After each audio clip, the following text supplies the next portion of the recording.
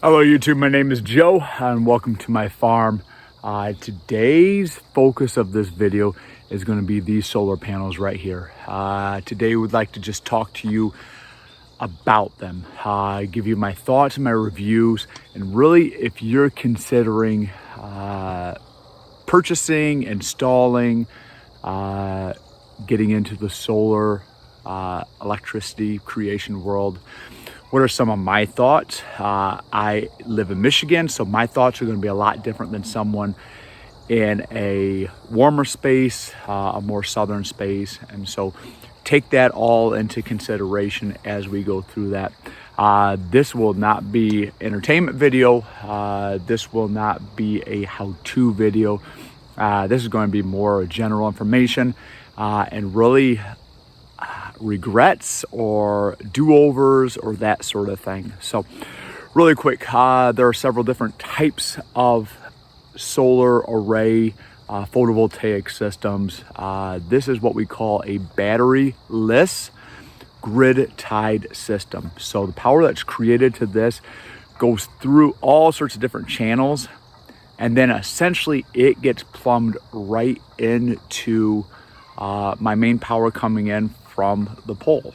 Now, going along with that, an individual could have a battery with that grid tied system. So in case of a power outage, you would be able to just pull off that battery bank. That's going to cost a lot more money.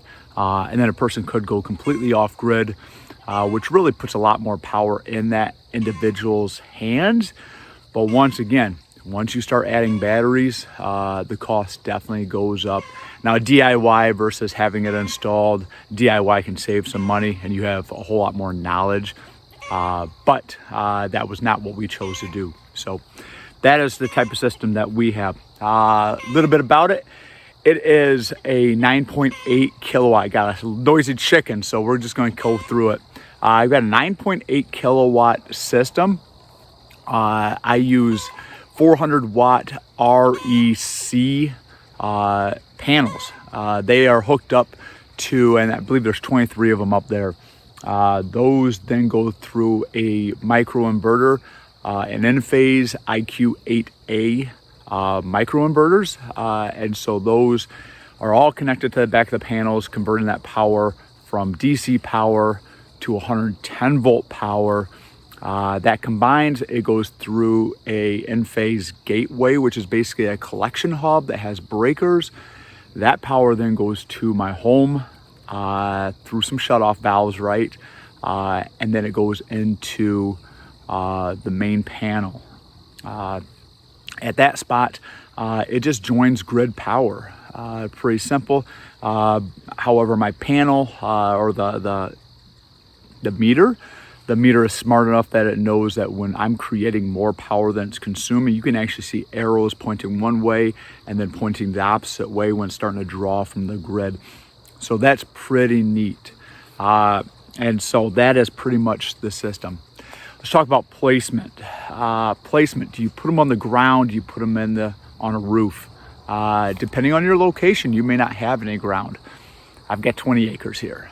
I've got space. I've got 20 acres, but I live in the woods, guys. You see the pig pen there, a little bit of open, and then it's woods. It's just woods. And so with limited amount of sunlight, I didn't want to take up the valuable open space that I have. I didn't want it to get in the way of future building projects. I didn't want the kids to hit a baseball at it. I decided to put it up in the air. Advantages and disadvantages to putting it up on a roof. The biggest advantage is you don't have to see it. You're never going to look out in your yard and see the back side of the panels or the front side of the panels glaring in at you. You don't see it.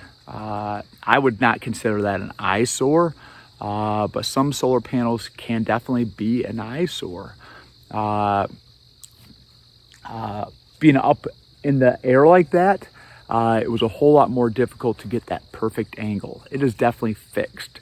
During the summer, I get a pretty good, the sun really hits it at a good angle. That's a 412 pitch. Probably not super ideal to the sun's level in the sky. During winter, the sun is much lower. You do see the numbers drop quite a bit. Disadvantage as well. Another disadvantage is when that gets covered up with snow, you get no power creation. It could be a bright sunny day, but if there's a foot of snow on top of those panels, you will get zero solar gain from that. Now, if there's a speck of that black panel showing, it'll melt off fairly fast, but there's still a lot of snow up there. A lot of times I will find that panels will get melted off on the edges, a little bit at the top, but around that cupola there, since that snow kind of catches, that takes a long time to clear. If you had your panels on the ground, however, a lot of these frames are adjustable a little bit, and you could come out with a really soft bristled broom or some kind of brush, and you could clean those a little bit. A steeper pitch might melt those off quicker as well. So that's one of those things that, do I have a regret? I don't know. I'm glad that they're not in my way, but I miss out on power a few weeks out of the year. Let's talk installation. Do you DIY your system or do you have it professionally built? We went back and forth. I watched lots of YouTube videos, did lots of research at the DIY stores, built a shopping list essentially, and what it came down to was I'm going to tie this into my electrical grid. I have zero desire to go off grid. I've got too much equipment, too many machines, and really plans for machines that I'm going to need more power than a battery system or any kind of off-gridish system would need. So I wanted to build that. I also wanted to build my system to expand. And so I decided that I was going to reach out to some professionals, and we had 3 companies that I reached out to. The first one was what I would call a regional chain. They came out with their flashy vehicle, sat down, some guy that never did any manual labor in his life, sat down, threw me some estimates, and they were steep. They were really steep. And I said, thank you for your time, and I never called them back. Next guy came out, and I would call him a really kind of a local chain. It really wasn't a chain, but they had a storefront, and they once again had a vehicle that was kind of vinyl skinned out, and he came out very, very clean. Sat down once again with the laptop, gave me a price within minutes, and I didn't call them back either. And I'm glad, because about 6 months later they went under. So I reached out to another local company. They're based in the Kalamazoo, Michigan area, Helio Solar, and the guy came out, scheduled a day. He came out in workwear, driving his own personal, it was like a 15-year-old SUV, smaller SUV, and he just chit-chatted for a minute, kind of told me about the structure of the company. The owner has actually got a electrical engineering degree, and he took down numbers, took pictures of the panel, the main panel, asked about goals, asked about future goals. And he said, you know what, give us about a week and a half and we'll give you pricing. And that blew my mind, because this guy was actually going to take that information back to the head guy, and they were going to engineer it. Oh, wow. And so they engineered 3 different options. One was based off our electrical bills. They were going to, one system would have been basically producing 100% of our electrical power. And so that would have filled up the whole top roof and the whole bottom roof. And so they gave us a price for that. And then they gave us a price for what we ended up getting, which is about 68% of the power. And I will say that certain times of the year, we make 100% of our power. And certain times of the year, we make about 30% of the power. So that 68% really is averaged out. And so they gave us a price for that system. And then they gave us a price for about a 33% of power creation. And that power creation was honestly going to be the cheapest because it was the fewest panels, but it was actually going to be able to backfeed through the wiring that comes from the house to the barn to power the barn. I have a 100 amp service in the barn coming from a 200 amp service in the house. And so through a little bit of discussion, we decided to build the panel system at that 68%. But we built the rest of the infrastructure to handle that 100%. So what that meant was I actually had to redig the trench up that goes from the house to the barn and run a new set of conduit to handle new wiring. But that's okay. If I knew that I was going to do this, I would have just put down 2 sets of conduit or a really big one, right? So I always tell people if they're going to build a barn, just lay down 2 or 3 pieces of conduit. I've also ran another piece of conduit to run a Cat 6 cable out to the barn for internet. And so just if you're going to run power out there, run several conduits. That is probably one of the big pieces of advice I would have. And build bigger, right? Always build bigger. And so we built that system to handle more. Going along with that, what your professionals will do is they do your paperwork for you. You have lots of codes that you have to meet. You have connection paperwork. So if you're connecting to the power grid, you have to have that paperwork with the power company done. If you permit, right? You got to have a permit. And so they handled all that. I dug the trench, I laid down the conduit. They allowed me to do that to save a little bit of money. And they came out, and about 3-4 hours later, an electrician came out and did his half of it, and they were done. Man, they were done in 8-9 hours, where I think that this would have taken me 80 or 90 hours. And it's up on that high roof. The eave of this roof is about 16.5 feet. And no thanks. Now another downside about that whole placement thing is maintenance of this is going to be a whole lot tougher for myself. Where maintenance on the ground, it's on the ground, right? And so design and install, the professionals are going to do a better job. Unless you're like an electrical engineer or an electrician, then probably you could handle all this yourself and you know the math. Now my final thought have to do with costs and payoff. This is expensive. It's an expensive investment. And you have to come into, you have to be able to consider the payoff. When is it actually worth it? It's not worth it day one. It's like the first egg you ever get from your chickens. You've got a lot of money invested in those eggs. And so I sat down and I did a lot of math, and a lot of the math was based off of, I knew that payoff was going to deal a lot with variables that I knew and variables that I really don't know and I can't predict. Some things I knew was that my price per kilowatt has continued to rise every year, about 10%. And so I knew that. I knew that one of my local power plants, right? But one of the power plants in the area was shutting down. It might be restarting, but I highly doubt that I'm gonna see a discount when that thing restarts, right? I knew that like everything just gets more and more expensive. And so I'm not going to share you actual numbers with you. However, because let's face it, I've had this system in July, it was 2 years.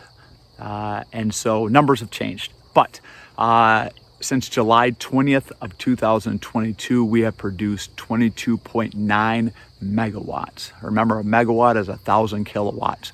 And so that has been produced and used, right? And so as I was figuring out that whole, like, how much will this make? Will it really make that much? How much do we consume? How much do we spend on electricity? Where's that payoff period going to be? I knew that I would get 26% back in taxes from the government.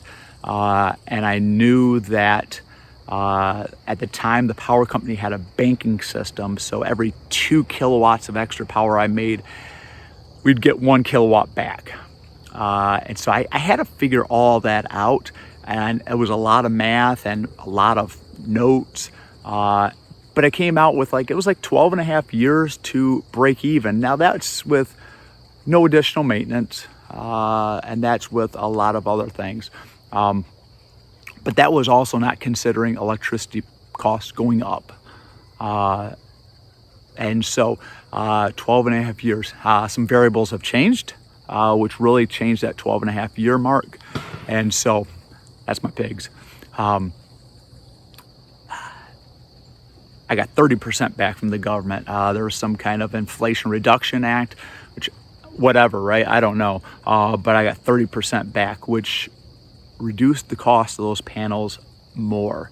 And then my power company, about 4 or 5 months in, changed their system. And so we now are banking 1-to-1. So every extra kilowatt that we create during a day, a nice sunny day, no air conditioning running, it goes into the grid, and then I get it back essentially for free at night, right? Or when the air conditioning starts to kick on, we get it back. And so that's changed the game a lot. I would say that our electric bill is consistently a quarter to a third of the cost that it was prior. Some months it's super low. Some months you go, ooh, whoa, what happened?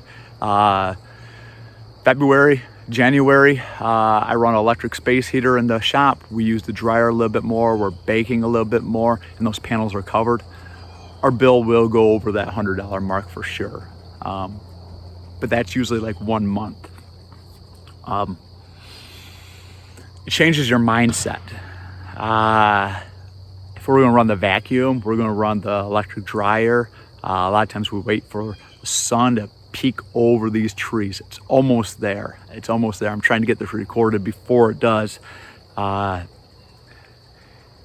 So it changes your mindset a little bit. You can actually see how much power you have created, how much you consumed, and you could do all that through their app that they have, and kind of you get signed into.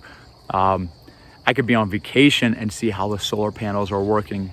About a month in, I noticed one panel wasn't working, and really one of the inverters was faulty, and they came out and fixed it the next day. Super easy. Never had an issue since. But the app really has changed the game. 22.91 megawatts payoff. We do that with everything, guys. And so that was the mindset that I had to get into, was that we prorate things out.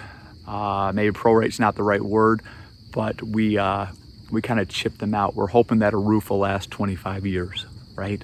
We're hoping that our vehicle will last us 10 years.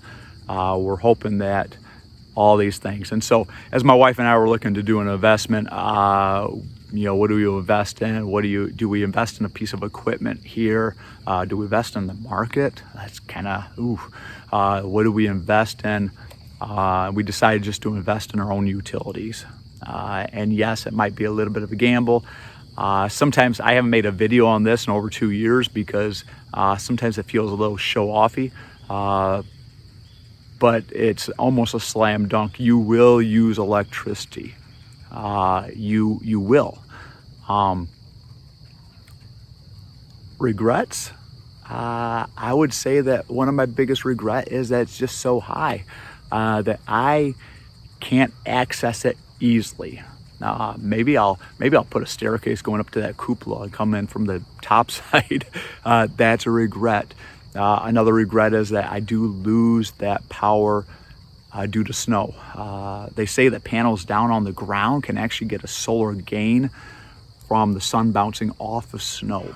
But once again, if I had 200 acres here and I had some fields, I'd put some ground mounts in for sure. I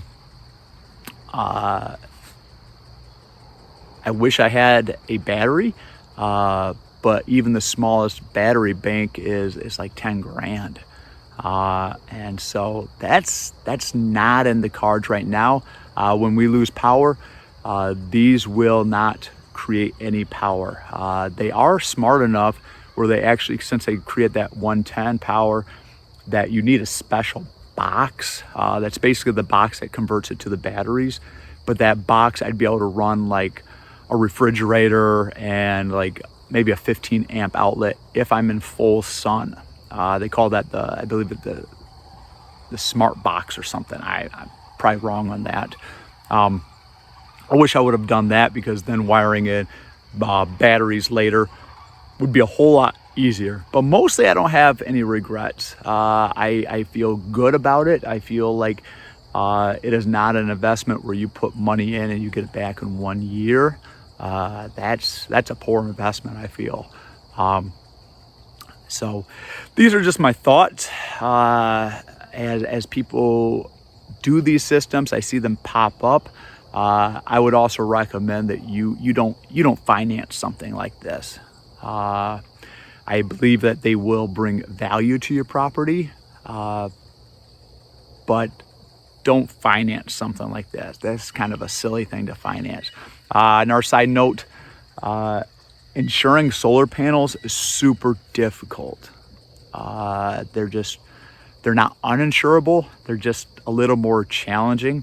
And so what I did was I actually just increased my Barnes insurance, the value of those panels, and it added like $50 a year. And so if wind damage happens to the roof or the panels, then I can have someone fix it for me. That's not going to cover maintenance, but it's going to cover bad, right? Hail damage, I will make an insurance claim on hail damage, right? And so those are my thoughts. If you've hung around this long, give me your comments. Give me your thoughts. Do you think that this was a stupid decision? At this point, I feel pretty good about it. I guess we'll have to see in another 10 years. Did I actually reach that payoff period? Am I going to have to all of a sudden do a lot of maintenance in another 5 years? Honestly, the system is really plug and play. The panels, I think they're like 4 fasteners, and they pull off the framework that's underneath them. Underneath that, there's a microinverter that just literally, like, I think it plugs in, and there's a twist to tighten it up. The wires all kind of get collected together. They come through the roof. I won't point at the spot, but somewhere up in here, it's underneath the panel. It pokes through the roof. Then it comes along my inside of my roof and down to that gateway collection hub. And then it just goes underground. There's some shut-off switches, but that's it. Really, it is a simple system. So there you go. I'm rambling now. I hope you guys have a great day, and I hope that you got something out of this video. So, bye now.